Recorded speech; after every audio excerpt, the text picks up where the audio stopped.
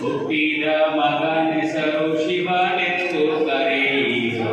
ಜ್ಞಾನಪೂರ್ಣಂ ಜಗಂ ಜ್ಯೋತಿ ನಿರ್ಮಲವಾದ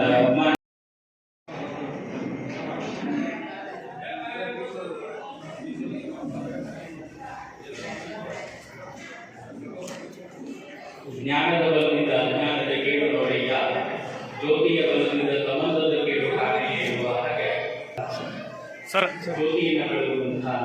ಒಂದು ಸೂಕ್ತದ ಕೈಗ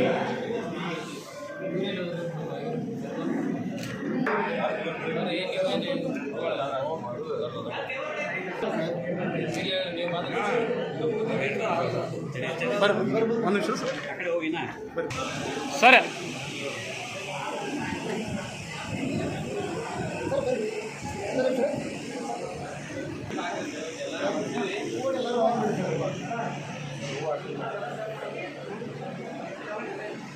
ಈಗ